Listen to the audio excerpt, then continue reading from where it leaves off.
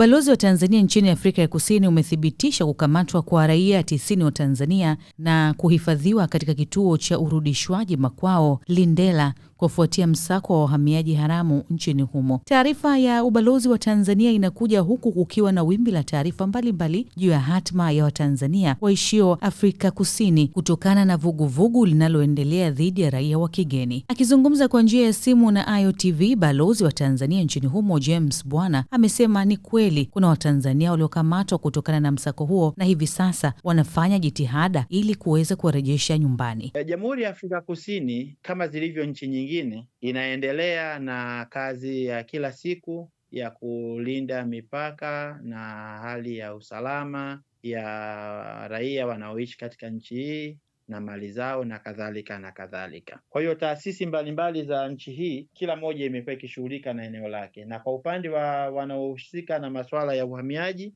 idara ya mambo ya ndani hapa wamekuwa wakiendesha kampeni kadhaa za kuendelea kutafuta watu wa nchi nyingine ambao wanaishi katika nchi yao pasipo ya kuwa na vibali halali vya kuishi katika nchi yao. Zamani walikuwa wakikamata raia wa kigeni ambaye hana kibali cha kuishi hapa. Kishamkamata wanampeleka polisi, wanamfungulia mashtaka, alafu wanampeleka mahakamani. Kule anahukumiwa kifungo kisichopungua miezi 3 mpaka miezi 6. Alafu akimaliza kutumikia kifungo chake anapelekwa kwenye kile kituo ambacho tumekiandika kwenye taarifa yetu ya jana cha hicho Lindela Repatriation Center, kipo Johannesburg. Anakuwa processed pale kupitia ubalozi wake, alafu anarudishwa kwao. Wakati mwingine wanampa yeye option ya kuwaambia ndugu zake waliopo katika nchi aliyotoka wamtumie nauli ya ndege, kwa maana ya tiketi, sio fedha. Wanambeba wao wenyewe kwa gharama zao, wanampeleka airport, wanampandisha kwenye ndege, anaondoka. Lakini wakati mwingine wanapoona kwamba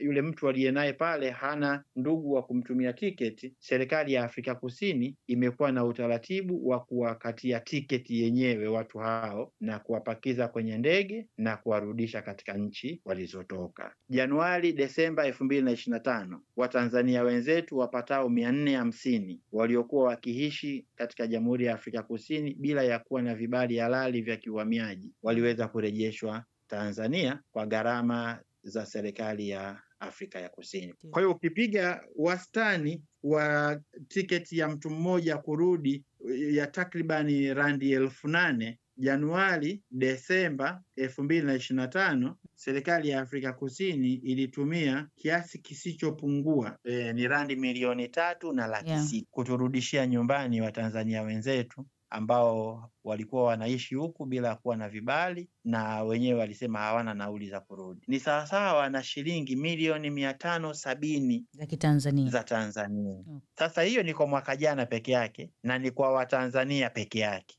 Sasa hesabu wa Malawi, wa Msumbiji, wa Botswana, wa Ghana na wengine, unaweza ukapata picha ya ukubwa wa tatizo ililonalo serikali ya Afrika Kusini katika kushughulikia urejeshwaji wa raia wa kigeni wanaoishi katika nchi yao bila ya kuwa na vibali halali. It's an expensive exercise. Kwa mwaka huu peke yake, Januari mpaka April, tayari Watanzania wenzetu wasiopungua 102 walianza 96 walisharudishwa Januari April, na kwa mwezi Mei peke yake tarehe 19 tulipokwenda kufanya ukaguzi huo wa kawaida kuona je, tuna watu wetu hapo, tukakutana na Watanzania wenzetu 60 ambao tuliweza kuwa process na kuwapa emergency travel documents ETD ili waweze kuandaliwa safari ya kurejeshwa kurudi nyumbani. Na leo hii tumepigiwa simu na kituo cha mamlaka hiyo ya kuhifadhi wahamiaji haramu kwamba wapo njiani wanakuja ubalozini wakiwa wamewabeba Watanzania wengine 30 ambao wamewakamata kwa makosa hayo ya kiuhamiaji ya kuishi bila vibali. Kwa hiyo hawa wanaokamatwa sio tu hawana vibali vya kuishi, 98% hata passport hawana. Ndio maana wanaletwa sasa ubalozini ili tuweze kuwatengenezea hati za dharura za kusafiria, emergency travel documents, ili waweze kuunganishwa na wale wengine 60 waweze kusafirishwa kurudi nyumbani. Maana yake kwa mwezi Mei peke yake watakaokuwa wamekamatwa kwa kutokuwa na vibali vya kuishi hapa watakuwa ni Watanzania wenzetu wapatao 90. Afya yao ni salama, wazima, buheri wa afya, labda mtu awe mgonjwa kabla hajakamatwa. Okay. Lakini kwa wale wote waliokutwa pale wazima, wako salama, wanapewa chakula kama kawaida na mamlaka ya Afrika Kusini, na wako katika hali bora, wakisubiria taratibu za kuwarejesha nyumbani ziweze kukamilika kwa zinazofanywa na kituo kile kwa kushirikiana na serikali yao ili waweze kurejeshwa nyumbani.